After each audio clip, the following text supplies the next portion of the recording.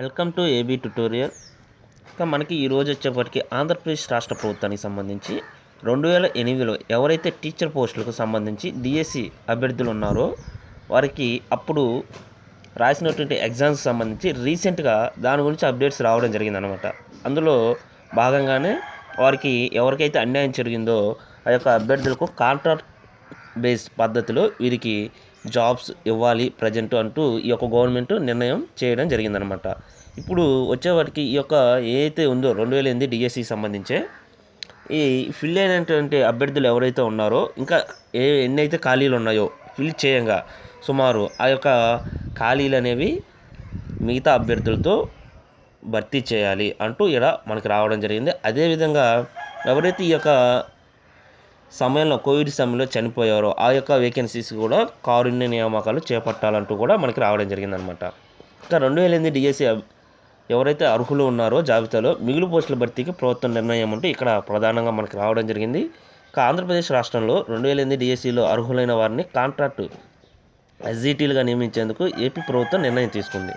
ఈ యొక్క నిర్ణయాన్ని అనుసరించి భర్తీ కాగా మిగిలిపోయిన వాటి భర్తీ చర్యలు తీసుకోవాలని నిశ్చయించింది. అందుకు అనుగుణంగా సంబంధిత జిల్లా విద్యాశాఖ అధికారులకు ఆర్జేడీలకు విద్యాశాఖ కమిషనర్ ఈ యొక్క ఆదేశాలు అనేది జారీ చేయడం జరిగిందనమాట. సుమారు రాష్ట్ర వ్యాప్తంగా ఈ యొక్క పోస్టులు వచ్చేప్పటికి 2193 మందిని అంటే ఎంటీఎస్ మినిమం టైం స్కేల్ మీద తీసుకోవడం జరిగిందనమాట. ఎప్పుడు గత నెలలో అనమాట. ఈ యొక్క దానికి అనుగుణంగానే వారిలో 144 మంది వివిధ కారణాల వల్ల డ్యూటీలో చేరలేదనమాట. ఈ యొక్క మిగిలిపోయినటువంటి పోస్టుల భర్తీకి చర్యలు తీసుకోవాలంటూ రావడం జరిగింది.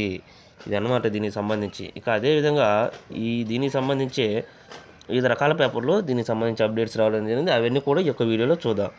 ఇక డిఎస్సి మిగిలిన పోస్టుల భర్తీకి ఆదేశాలు సేమ్ ఇది కూడా అదే. 2193 మంది ఎవరైతే ఉన్నారో ఫిల్ చేయంగా ఉన్నటువంటి మిగిలిన 144 మంది ఎవరైతే ఉన్నారో వివిధ కారణాల వల్ల వీరు జాబ్కి అనేది చేరలేకపోవడం జరిగింది. ఎందుకో సంబడి రీజన్స్ వారికి వేరే పోస్ట్ అవడమో లేకుంటే ఇది ఇష్టం లేదో ఈ యొక్క కాంట్రాక్ట్ బేస్డ్లో సంబంధిత కారణాలు ఉండవచ్చు. సో ఈ యొక్క 140 ఏదైతే ఉన్నాయో అవి కూడా ఫిల్ చేయాలంటూ ఇక్కడ రావడం జరిగింది. దానికి అనుగుణంగానే ఇక్కడ రావడం జరిగింది.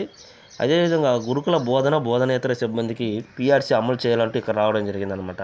ఇది తెలంగాణ రాష్ట్ర ప్రభుత్వానికి సంబంధించి ఇది కూడా టీచర్స్కి సంబంధించిన అనమాట. సో గురుకులాల సిబ్బంది ఎవరైతే ఉంటారో వాళ్ళందరూ కూడా ఇది ఒక గుడ్ న్యూస్ అనమాట.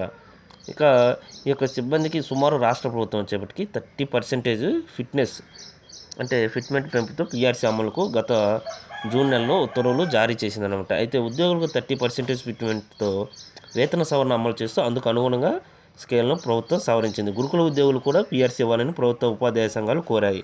సో ఈ మేరకు ఈ యొక్క ఫైనాన్స్ డిపార్ట్మెంట్ అనేది దీని గురించి చర్చించి ఒక డెసిషన్ అనేది తీసుకోవడం జరిగింది. సో ఇది గుడ్ న్యూస్ ఖచ్చితంగా, అందులో అనుమానమే లేదు. వీరు చాలా కష్టాలు అనుభవిస్తున్నారు. ఈ గురుకుల పాఠశాలలు ఎవరైతే పనిచేస్తున్నారో వారు కూడా వారికి సంబంధించి రీసెంట్గా ధర్నాలు నిరసనలు వ్యక్తం చేయడం జరిగింది. అందులో భాగంగానే ఇప్పుడు ఈ యొక్క గవర్నమెంట్ అనేది తెలంగాణ రాష్ట్ర ప్రభుత్వం దీనికి సంబంధించిన డీటెయిల్స్ ఫైల్స్ అన్నీ చర్చించి చూసి దానిలో భాగంగానే ఇప్పుడు 30% ఫిట్మెంట్తో వేతన పిఆర్సీ అనేది అమలు చేయడానికి సిద్ధంగా ఉందంటూ దానికి అనుగుణంగానే ఈ యొక్క ఉత్తర్వులు కూడా జారీ చేయడం అనేది జరిగిందనమాట. నెక్స్ట్ అదేవిధంగా ఆంధ్రప్రదేశ్ రాష్ట్ర ప్రభుత్వానికి సంబంధించి ఈ యొక్క హెల్త్ డిపార్ట్మెంట్కి సంబంధించి ఏవైతే ఉన్నాయో దానికి సంబంధించి డిప్యూటేషన్ వద్దు ఖాళీలను భర్తీ చేయండి అంటూ ఇక్కడ రావడం జరిగింది. మమ్మల్ని ట్రాన్స్ఫర్ వద్దు, ఈ యొక్క వేకెన్సీస్ ఏవైనా ఉన్నాయో అవి మొత్తం ఫిల్ చేయండి. హెల్త్ డిపార్ట్మెంట్లో సుమారు ఖాళీగా ఉన్న పోస్టులు 7,000కు పైగా అంటూ కూడా ఇక్కడ రావడం జరిగిందనమాట మనకి. ఇంకా ఈ యొక్క గత గవర్నమెంట్ కానీ ఈ యొక్క గవర్నమెంట్ కానీ హెల్త్ డిపార్ట్మెంట్లో ఎటువంటి చర్యలు తీసుకుంది, ఎన్ని పోస్టులు వీళ్ళు ఫిల్ చేశారు, ప్రజెంట్ కోవిడ్ సిచ్యువేషన్ ఈ యొక్క పోస్టులు ఎఫెక్ట్ ఏ విధంగా ఉందంటూ కూడా ఇక్కడ మనకి క్లియర్గా రావడం జరిగిందనమాట.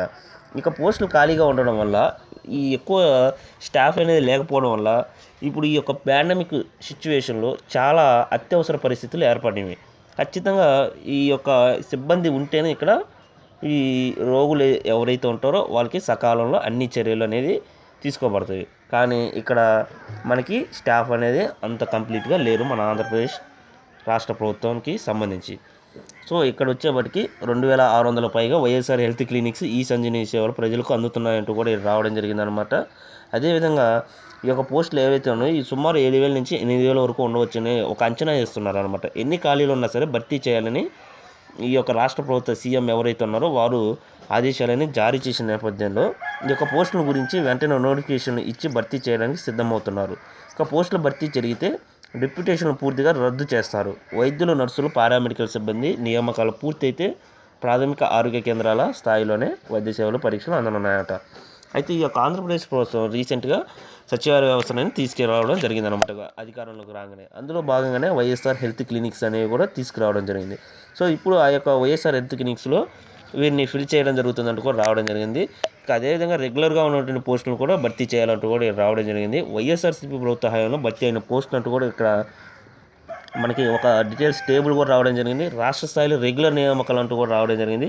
ఇక వైద్య విద్యాశాఖ వచ్చేప్పటికి ఇక్కడ అసిస్టెంట్ ప్రొఫెసర్ అంటూ 695, ఇక వైద్య విధాన పరిషత్ అంటూ సివిల్ అసిస్టెంట్ సర్జన్ స్పెషలిస్టులు వచ్చేప్పటికి 218, వైద్య విధాన పరిషత్ డెంటల్ అసిస్టెంట్ సర్జన్ 26, ప్రజా ఆరోగ్య శాఖ సివిల్ అసిస్టెంట్ సర్జన్ 615. ఇవన్నీ రెగ్యులర్ ప్రాతిపదికన ఫిల్ చేసినట్టు ఇక్కడ మనకు రావడం జరిగింది. అదే జిల్లాల వారీగా రెగ్యులర్ నియామకాలు భర్తీ చేసిన పోస్టుల సంఖ్య వైద్య విద్యా సంచాలకులు 2869, విద్యా విధాన పరిషత్తు 1332, ప్రజా ఆరోగ్య శాఖ 2105, జాతీయ ఆరోగ్య మిషన్ పరిధిలో 2700 పైగా, అర్బన్ హెల్త్ సెంటర్లో డాక్టర్లు వచ్చేటికి 460. ఇక ఈ ఏడాదిలో కోవిడ్ నియామకాలంటూ కూడా ఇక్కడ మనకి క్లియర్గా సంబంధించి డాక్టర్లు కానీ, స్టాఫ్ నర్సులు కానీ, ఎంఎన్ఓ కానీ, ఎఫ్ఎన్ఓ కానీ, క్లాస్ 4 ఉద్యోగులు, డేటా ఎంట్రీ ఆపరేటర్, స్పెషలిస్ట్ డాక్టర్లు మొత్తం కూడా వీరిని భర్తీ చేసిన వీరిని కాంట్రాక్ట్ ప్రాతిపదికన తీసుకోవడం జరిగిందనమాట ఈ యొక్క కోవిడ్ సమయంలో. సో రెగ్యులర్గా చేసినటువంటి పోస్టులు సంబంధించి కూడా ఇక్కడ మనకి క్లియర్గా ఒక టేబుల్లో ఇవ్వడం జరిగింది. సో ఇవన్నీ ఆంధ్రప్రదేశ్ రాష్ట్రానికి సంబంధించి హెల్త్ డిపార్ట్మెంట్ కానివ్వండి.